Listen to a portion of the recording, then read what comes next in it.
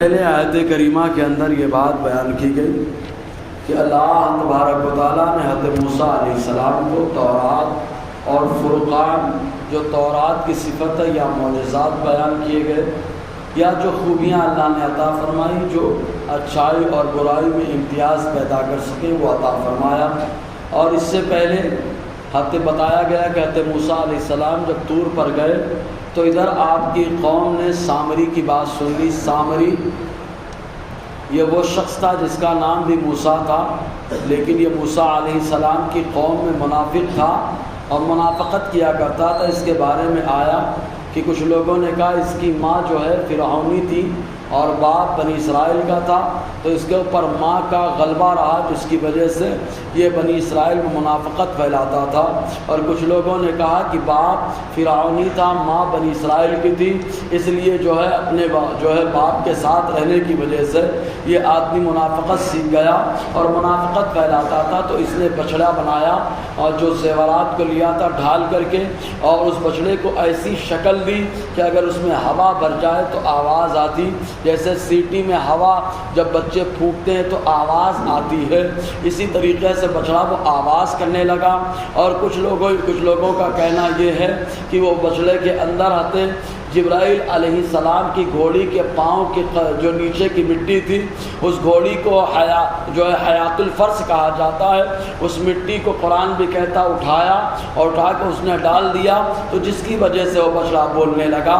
تو اس نے لوگوں کو ورغلایا اور کہا کہ یہ تمہارا معبود ہے۔ موسیٰ علیہ السلام بلا وجہ تلاش کرنے کے لیے طور پر گئے ہوئے ہیں۔ اس طریقے سے ورغلا کر کے بچڑے کی پوجا کا آغاز ہوا، لوگ پوجا کرنے لگے۔ موسیٰ علیہ السلام جب آئے تو آپ نے سختی سے مذمت کی اور بچڑے کو جلا کر دریائے قلزم میں پھینک دیا۔ اور جن لوگوں نے پوجا کی وہ لوگ ایمان سے خارج ہو گئے، اور ایمان لانے کے بعد ایمان سے جو نکل جائے پھر جائے اس کو مرتد کہا جاتا ہے۔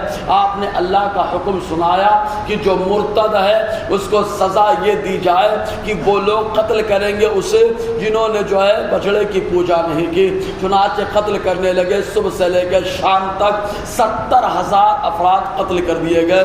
پھر حضرت موسیٰ علیہ السلام اور ہارون علیہ السلام کی دعا کی برکت سے اللہ تبارک و تعالیٰ نے یہ حکم نازل فرمایا کہ جو لوگ قتل کیے گئے سب کو شہادت کا منصب مل گیا، اور جو لوگ باقی ہیں اللہ تعالیٰ نے ان کے سارے گناہوں کو معاف فرما دیا، ان کی خطا کو معاف فرما دیا۔ تو اللہ تعالیٰ نے اسی کا ذکر فرمایا۔ رب فرماتا ہے وَإِذْ قَالَ مُوسَىٰ لِقَوْمِهِ، یاد کرو جب کہا موسیٰ نے اپنی قوم سے، یا قومی اے میری قوم، انکم ظلمتم انفسکم، بے شک تم لوگوں نے ظلم کیا اپنے آپ پر، باتخاذکم العجل، کہ تم لوگوں نے بچڑے کو معبود بنا لیا، فتوبوا الی باریکم، تو اپنے رب باری بولتے ہیں اللہ تعالیٰ کا نام، باری مانے پیدا کرنے والا، تو اللہ تعالیٰ ساری کائنات کو وجود بخشتا ہے اور بخشا ہے، اسی لیے اس کو باری کہا جاتا ہے۔ تو آپ نے فرمایا اپنے پیدا کرنے والے کی بارگاہ میں توبہ کرو۔ تو ان لوگوں نے پوچھا توبہ کی کیا شکل ہے؟ تو فقتلوا انفسکم، آپ نے ارشاد فرمایا بچڑے کی پوجا کرنے والوں کو وہ قتل کرے جنہوں نے پوجا نہیں کی، تو تم لوگ اپنوں کو قتل کرو۔ اب یہاں پر ایک بات ہے، توبہ کس کو کہا جاتا ہے؟ توبہ ایک اللہ کے حق میں ہے، ایک توبہ بندے کے حق میں ہوتی ہے، اور وہ توبہ جو اللہ کے حق میں ہو وہاں پر 3 چیزوں کا ہونا ضروری ہے۔